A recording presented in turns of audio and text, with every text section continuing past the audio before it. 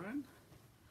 Just come back from London, had some pizza and met up with an old friend, and she had some sad news. She'd broken up with a fiance, was planning to get married, and decided that she just realised she wasn't ready. And shame, it's sad when things like this happen, but you know, not all relationships are easy to navigate.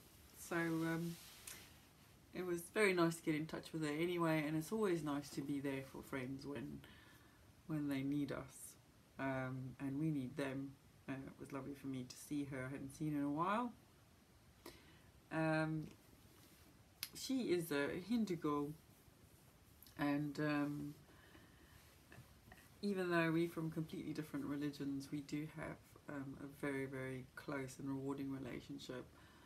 And it's always so nice to reach out to people from other cultures and other backgrounds, to see the lens through which they view life. She's a very strong and courageous lady. Met her at work, and you know, get on like a house on fire, and it's so nice to know that even after you've left the place that you work, that you can still get on with some people. There's some really precious people you meet out there in your day-to-day life. So I just wanted to do a quick reading because I had a quite intense conversation with her about her experiences and all the questions that relationships throw up, and the difficulties we face in having to meet each other halfway. It's rough waters, especially when work pressures and study pressures are so intense. There's little time left for private life, and so little time left for love, matters of the heart. So I wanted to dive into a random reading and see what the Lord's message is for today after that discussion. So it's opened on Daniel. Daniel is a very important prophet, went through some horrific experiences himself, very close to God. So it's opened up on Daniel 1. So let's see what Daniel's experience was. So Daniel was taken to Babylon in the 3rd year of the reign of Jehoiakim, king of Judah. Nebuchadnezzar, king of Babylon, came to Jerusalem and besieged it. And the Lord gave Jehoiakim, king of Judah, into his hand, with some of the vessels of the house of God. So this must be some of the chalices that you do the communion services in. They're normally made of gold, quite precious metals. And he brought them to the land of Shinar, to the house of his God. Now God here is spelt with not with a capital G, because in Christianity we refer to God, the one and only God, with a capital G, and then with to any other gods that other nations might believe in. We refer to those with a little g.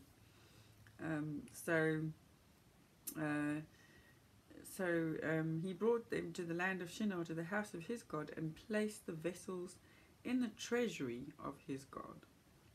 Treasury is a word that came up yesterday in yesterday's reading. One of the consequences of leaders not acting in a way that pleases God is that their treasuries will be emptied.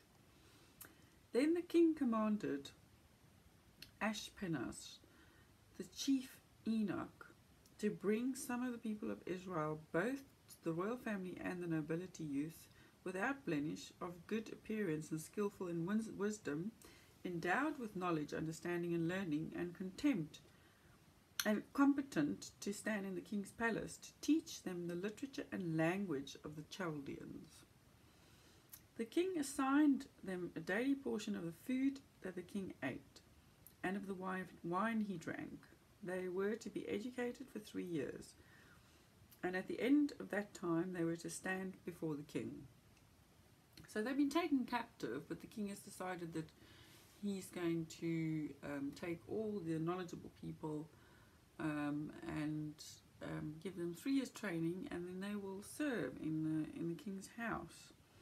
So among these were Daniel, Hananiah, Mishael, Azariah of the tribe of Judah. And the chief of the eunuchs gave them names. Daniel he called Belteshazzar, so he changes their names.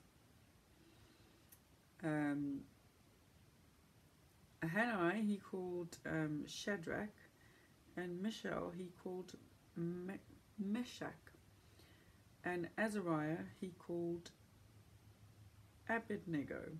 These are quite difficult names to pronounce, aren't they? They just roll off the tongue very easily. But anyway, there you go. So they were all given foreign names and sent to school for 3 years. Daniel's faithfulness. But Daniel resolved that he would not defile himself with the king's food or with wine that he drank. So here's an important message. I watched a video yesterday of an evangelist or a ministry that said they'd received a calling to do 40 days fasting from Jesus in order to break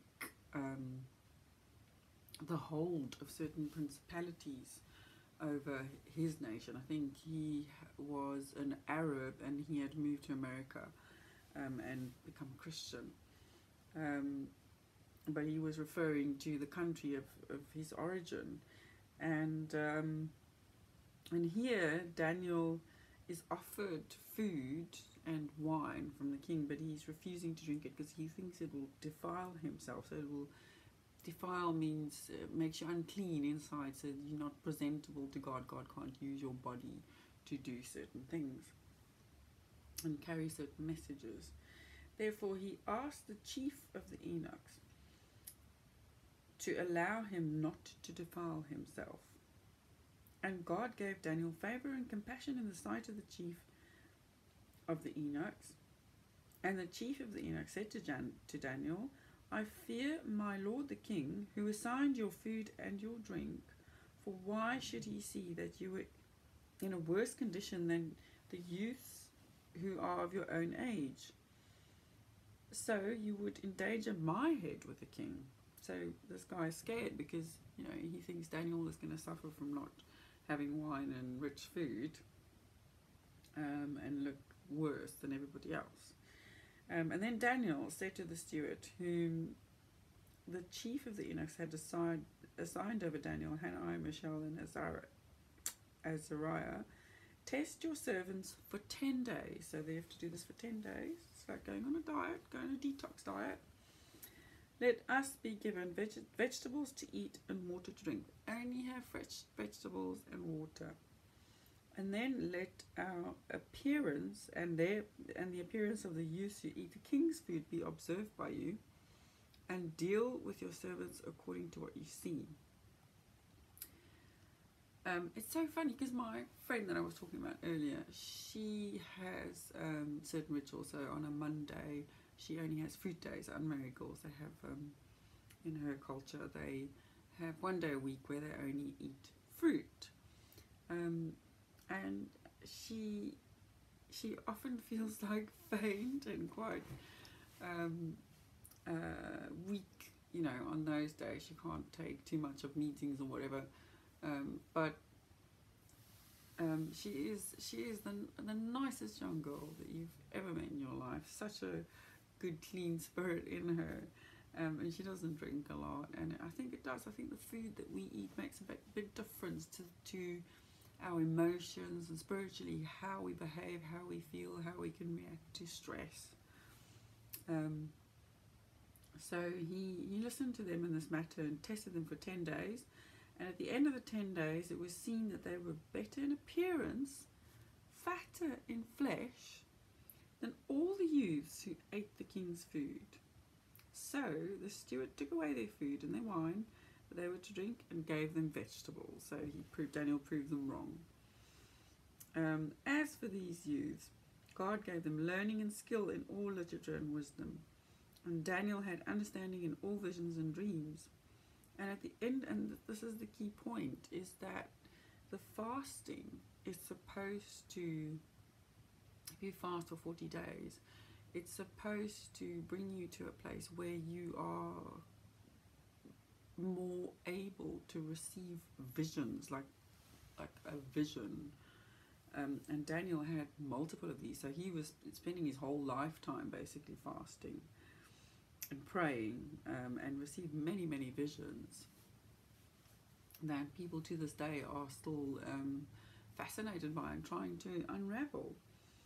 At the end of time, when the king had commanded that they be brought in, the chief of the eunuchs brought them in before Nebuchadnezzar, and the king spoke with them, and among all of them none was found to be like Daniel, Hananiah, Mishael, and Azariah. Therefore they stood before the king, and in every matter of wisdom and understanding about which the king inquired of them, he found them 10 times better than all the magicians and enchanters that were in all his kingdom. And Daniel was there until the first year of King Cyrus. So by living a clean life, his wisdom and his knowledge increased, and he impressed even the king and all his advisors.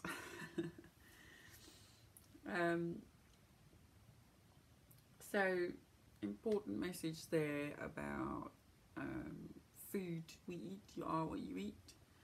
I had pizza tonight, which is probably not the best, but yeah, so some good advice there on how to keep yourself clean, and when faced with temptation, how to put a proposition across and prove that the clean way is the best way.